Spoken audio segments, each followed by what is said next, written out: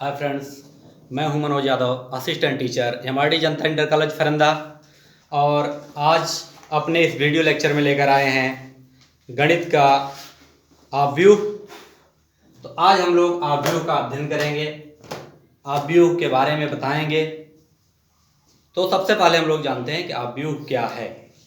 मित्रों, जहाँ तक आव्यूह की बात है कि अगर यम एन संख्याओं का समुच्चय दिया गया, यम और यन संख्याओं का समुच्चय दिया गया हो, अगर हम इसे यम पंक्तियों और यन स्तंभों में तोड़ दें और तोड़ करके आयताकार सारणी बनाएं तो हम कहेंगे यह एक आव्यूह है।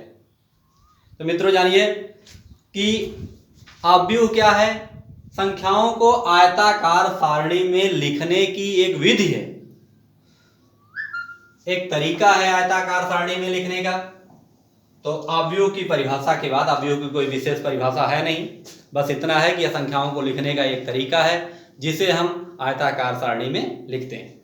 इसके बाद हम लोग आते हैं कि आव्यूह के अवयव क्या है।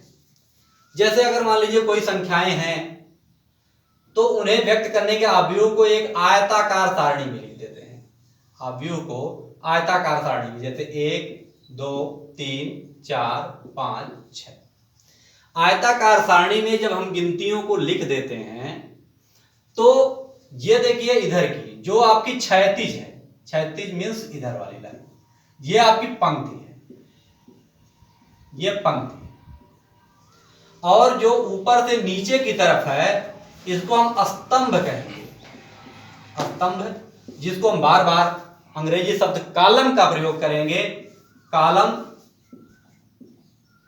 कॉलम को जब लिखा जाता है कॉलम, लेकिन पढ़ा जाता है कॉलम। इसी तरह से ये पंक्तियां हैं। पंक्तियां आपकी क्या होती हैं? रो। ये पंक्तियां हैं। तो आव्यूह में हमने देखा कि पंक्तियां होती हैं और स्तंभ होते हैं।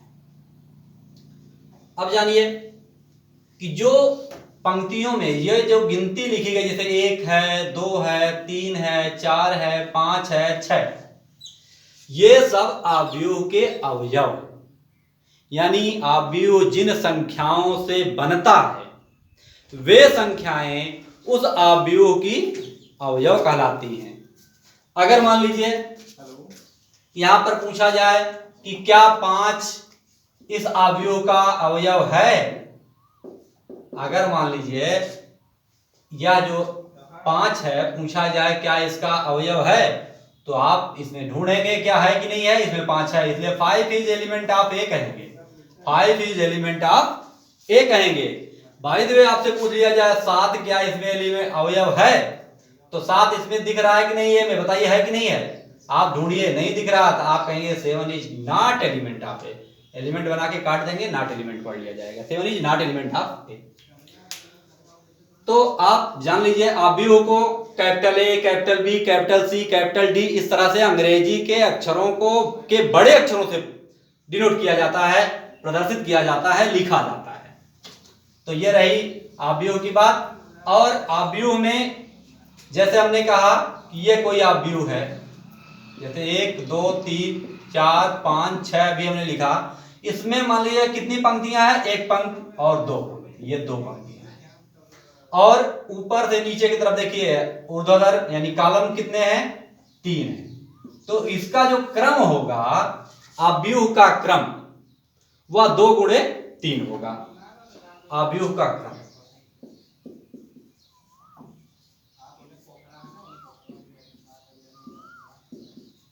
आव्यूह का क्रम, आव्यूह का क्रम या ऑर्डर ऑफ मैट्रिक्स, यानी किसी भी आव्यूह में सबसे पहले पंक्तियों की संख्या गुणे कॉलमों की संख्या जो लिखा जाता है वही ऑर्डर ऑफ मैट्रिक्स कहलाता है, आव्यूह के क्रम।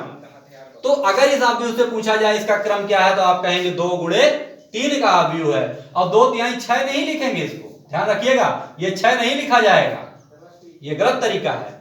आपका इसे कहा जाएगा 2 पंक्ति और 3 कॉलम, तो 2 गुणे 3 का आव्यूह है। इसी प्रकार से अगर मान लीजिए कोई आव्यूह क्या है, 1 लिखा जाए, 2 लिखा जाए, 3 लिखा जाए, 4, इसमें 2 पंक्तियां हैं और 2 कॉलम भी ऊपर नीचे भी है, तो ये 2 गुणे 2 का अवयव है। तो इसका अगर आपसे पूछे कि ऑर्डर ऑफ मैट्रिक्स बताइए, ये जो मैट्रिक्स दिया गया सपोज दैट ए हो, तो ए का ऑर्डर बताइए, तो ए का ऑर्डर 2 गुणे 2 होगा। इस बात को आप जानिए। अब जानिए, हमने बताया कि अवयव को capital A, capital B, capital C से व्यक्त करते हैं। जैसे ए बराबर लिख दिया गया ए बी सी डी, ये, या बी बराबर लिखा जा सकता है 1 2 3 4 5 6। अब ये बी एक अवयव हो गया। अब इसके अवयवों को प्रदर्शित करना हो, जैसे हमें 1 को प्रदर्शित करना हो, 2 को लिखना हो, 3 को लिखना हो, तो हम कैसे दिखाएंगे? किसी भी अवयव के अवयवों को प्रदर्शित करने के लिए आई और जे का सहारा लेते हैं।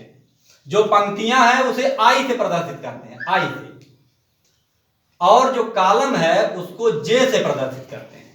जैसे मान लीजिए हमें 1 को दिखाना है, तो ये जो पहला एलिमेंट है, प्रथम अवयव सपोज दैट ए हो, अगर ए मानिए पहला अवयव दिखाना हो, तो इसको हम लिखेंगे ए आई जे। अगर ऐसे लिखा जाए, इसका मतलब होता है कि ए जो है आईवीं पंक्ति का जेवें स्तंभ का अवयव है। अब एक क्या है? एक आपका हो जाएगा A11। अगर आप पूछा जाए कि A11 क्या है, A11 का मान बताइए इस अवयव के आधार पे, तो आप कहेंगे 1। इसी तरह से अगर आपसे कहा जाए A22 क्या होगा, A22 माने पहला वाले आई है पंक्ति, तो दूसरी पंक्ति ये है, और दूसरा कॉलम ये है, दूसरा कॉलम देखिए है, तो इसका मान हो जाएगा 5, दूसरी पंक्ति का दूसरा कॉलम। इसी तरह से कहा जाए A31, इसका मान क्या होगा, यानी तीसरी पंक्ति, सॉरी इसमें 3 पंक्ति है ही नहीं है, इसी तरह से कहा दिया जाए जैसे A31 कर दिया जाए, यानी बार लिख रहे हैं, यहां पर 2 और 3 लिख दिया जाए। अब इसका मतलब हो गया कि दूसरी पंक्ति और तीसरा कॉलम। दूसरी पंक्ति क्या है, ये देखिए पहली पंक्ति है, ये दूसरी पंक्ति ये है, और तीसरा कॉलम 1 2 3, तीसरा कॉलम ये है, दोनों में कौन कट रहा है, ये 6, तो ये आपका 6 हो जाएगा। फिर से हल्का सा समझ लीजिए, अगर आपसे कहा जाए कि अगर ये आपका लिखा गया है 5 6 4 2, इसको हमें डिनोट करना हो ए आई जे के आधार पे, इसे हम लिखना चाहें, जैसे अगर लिख दिया जाए, कोई बताए कि A22 अवयव बताइए, A22 का मतलब दूसरी पंक्ति, पहले आइए 1 पंक्ति 2 पंक्ति, तो दूसरी पंक्ति आप दिमाग में ऐसे लकीर खींचिए, खींचे कि नहीं, लकीर दिमाग में खींचिए केवल, और उसके बाद दूसरा कॉलम, ये आपका पहला कॉलम, ये दूसरा कॉलम, दोनों में कट कौन रहा है, ये 2, तो ये आपका A22 होगा। तो इस प्रकार से आपने जाना कि जो एलिमेंट को कैसे प्रदर्शित किया जाता है और अवयव के अवयवों को कैसे प्रदर्शित किया जाता है, अवयव को कैसे प्रदर्शित किया जाता है। इसके बाद हम आते हैं अवयवों के प्रकार। यहीं से आपकी शुरुआत होती है सही ढंग से, अवयवों के प्रकार। अवयवों के प्रकार, अवयव कई प्रकार के होते हैं। सबसे पहला हम करते हैं क्षैतिज अवयव। क्षैतिज अवयव,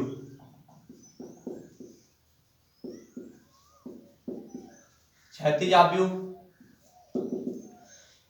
वह अवयव जिसके कॉलमों की संख्या स्तंभों से अधिक हो, सॉरी कॉलमों की संख्या पंक्तियों से अधिक हो, क्षैतिज अवयव कहलाता है। जैसे अगर लिख दिया जाए यानी चौड़ाई ज्यादा हो, क्षैतिज का मतलब, क्षैतिज मतलब ऐसे इधर की, यानी चौड़ाई ज्यादा हो। जैसे अगर लिख दिया 1 2 3 4 5 6, ये अगर एक अवयव हो, ए बराबर ये दिया गया हो, तो ये देखिए क्षैतिज अवयव हो। क्यों? क्योंकि यहां पर कॉलम की संख्या 3 कॉलम है और 2 ही पंक्तियां हैं। यहां पर क्या हो जाएगा, कॉलम की संख्या यानी C ग्रेटर देन R होता है, कॉलम R से ज्यादा होता है। अब यहीं से आते हैं अगला अवयव।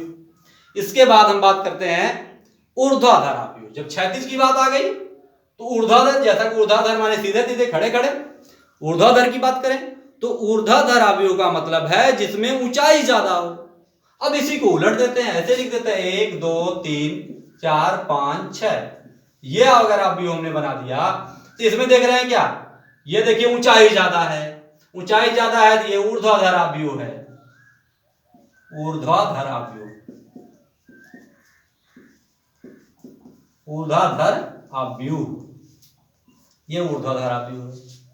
ऊर्ध्वाधर आव्यूह में पंक्तियों की संख्या देखिए, एक पंक्ति, दो पंक्ति और तीन पंक्तियां, तो यहां पर आर का मान सी से ज्यादा होता है। अब ऊर्ध्वाधर आव्यूह के बाद आते हैं वर्ग आव्यूह। वर्ग आव्यूह, वर्ग आव्यूह क्या है? वर्ग आव्यूह का मतलब है कि ऐसा आव्यूह जिसमें कालम और पंक्ति दोनों समान हो, जैसे 1 2 3 4, दो पंक्तियां दो कालम, देखिए दो पंक्तियां दो कालम है, तो यहां पर क्या है, वर्ग आव्यूह है। ऐसे भी कह सकते हैं, अगर आप चाहें वर्ग आव्यूह का दूसरा उदाहरण तो ले सकते हैं आप 1 2 3 4 5 6 7 8 9, यहां 3 गुणे 3 का हो गया, तीन पंक्तियां तीन कालम, यानी यहां पर सी और आर दोनों बराबर होते हैं, कालम और रो दोनों बराबर हो जाएं तो आपका वर्ग आव्यूह होता है। अब वर्ग आव्यूह की बात हो गई, तो वर्ग आव्यूह के बाद हम लोग आते हैं मुख्य विकर्ण आव्यूह। मुख्य विकर्ण आव्यूह यानी वह आव्यूह, यानी मुख्य विकर्ण आव्यूह, मुख्य विकर्ण आव्यूह। अब मुख्य विकर्ण आव्यूह क्या? वह आव्यूह जिसमें विकर्ण के अलावा शेष अवयव शून्य हो, मुख्य विकर्ण आव्यूह कहलाता है।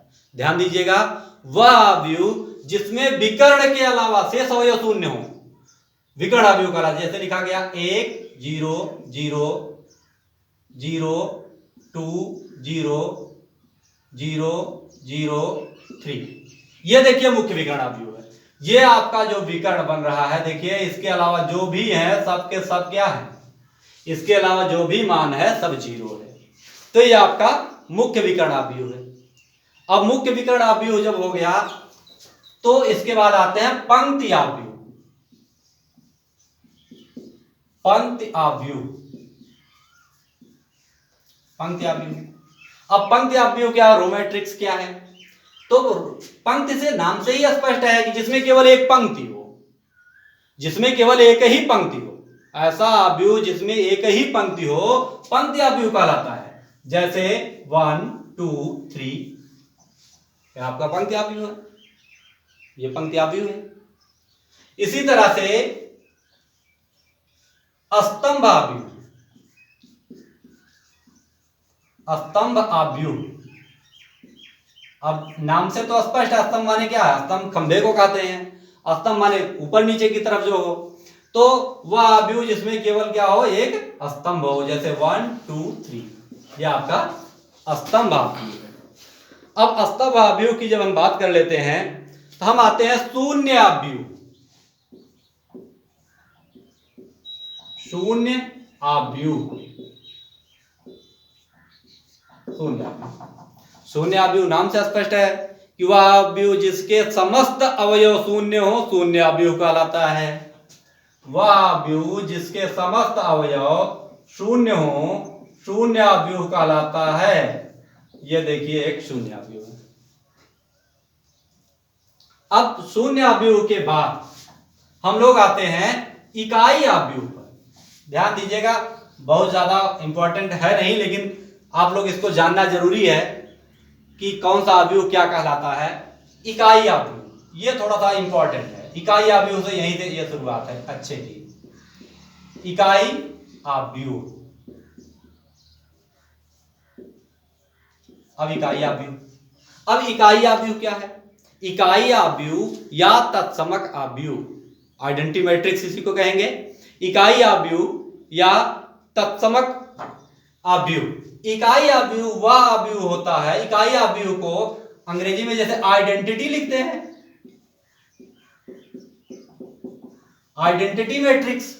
अब आइडेंटिटी के आधार पे इसे आई से प्रदर्शित करते हैं और इसके सभी अवयव विकर्ण को छोड़ करके जीरो भी होते हैं। और यह भी ध्यान दीजिए विकर्ण केवल एक होता है, इसके विकर्ण के सभी अवयव एक होते हैं। जैसे 1 0 0 0 1 0 0 0 1, ये आपका इकाई आव्यूह है। अब इकाई आव्यूह की बात हो गई। इकाई आव्यूह हमने जान लिया, ये थोड़ा सा इंपॉर्टेंट है कि इकाई आव्यूह वह होता है जिसके विकर्ण का मान 1 1 1 ही होता है, वह इकाई आव्यूह है। और साथ ही साथ विकर्ण के अलावा सभी मान क्या हो, शून्य होते हैं। अब आयताकार आव्यूह, आयताकार आव्यूह, आयताकार आव्यूह। अब आयताकार आव्यूह क्या है? अरे ऐसा आव्यूह जिसकी चौड़ाई अधिक हो, चौड़ाई अधिक हो माने कॉलम ज्यादा हो, जैसे 1 2 3 4 5 6, यह आयताकार आव्यूह है, आयताकार आव्यूह है। इसी तरह से आयताकार आव्यूह के बाद अब हम बात कर लेते हैं विकर्ण, विकर्ण आव्यूह की चर्चा हम कर चुके हैं। अदिश आव्यूह, अदिश आव्यूह। अब देखिए अदिश आव्यूह क्या है? अदिश आव्यूह हुआ है, अदिश आव्यूह, अदिश आव्यूह हुआ है जिसके विकर्ण के अलावा शेष मान शून्य होते हैं, किंतु विकर्ण का मान एक होना आवश्यक नहीं है। विकर्ण के मान समान होंगे लेकिन एक होना आवश्यक नहीं। जैसे 2 0 0 0 2 0 0 0 2, ये आपका अदिश आव्यूह है। अदिश और इकाई आव्यूह में अंतर यह है कि इकाई में विकर्ण केवल एक हो सकता है, एक के अलावा दूसरा कुछ विकर्ण नहीं हो सकता है, जबकि अदिश आव्यूह में ऐसी शर्त नहीं है।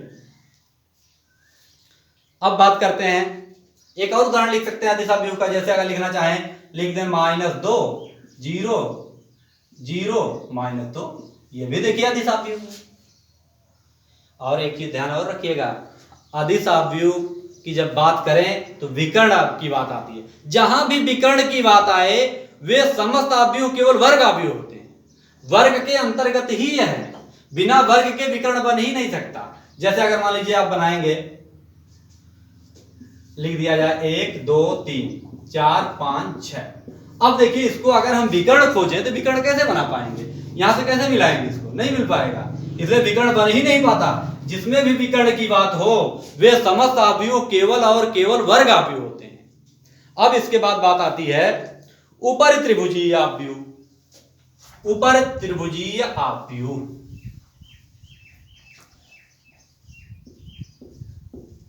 ऊपर त्रिभुजीय आव्यूह। ऊपर त्रिभुजीय आव्यूह क्या है? जैसा कि एकदम स्पष्ट है कि ऊपर त्रिभुजीय यानी ऐसा आव्यूह जिसमें संख्याओं का एक त्रिभुज ऊपर की तरफ बने। तो थोड़ा सा और डिफाइन करते हैं कि वह आव्यूह जिसके विकर्ण के ऊपर संख्याओं से एक त्रिभुज बन रहा हो और विकर्ण से नीचे जितने भी एलिमेंट हैं सब शून्य हो जाएं, ऐसे त्रिभुजों को हम कहेंगे, ऐसे आव्यूह को हम कहेंगे ऊपर त्रिभुजीय आव्यूह।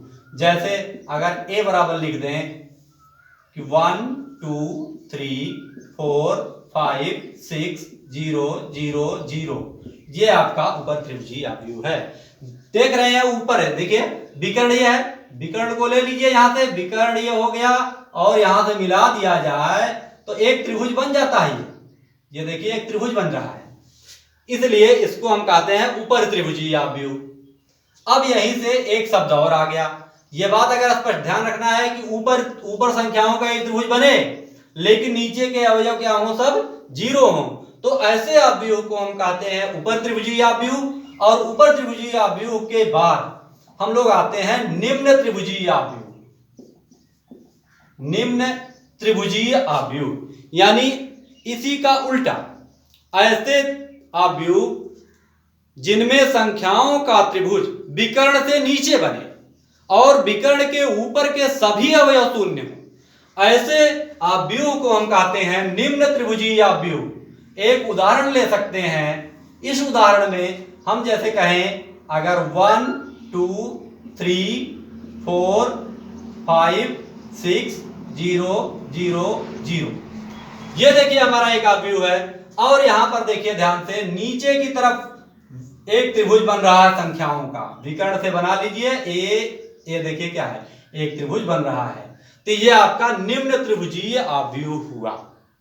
तो निम्न त्रिभुजीय, इस प्रकार से हमने आव्यूह की बात कर ली। आव्यूह में हमने बताया कि आव्यूह को निरूपित कैसे किया जाता है, आव्यूह का ऑर्डर क्या होता है, क्रम क्या होता है। इसके बाद हमने बताया कि आव्यूह के कितने प्रकार होते हैं।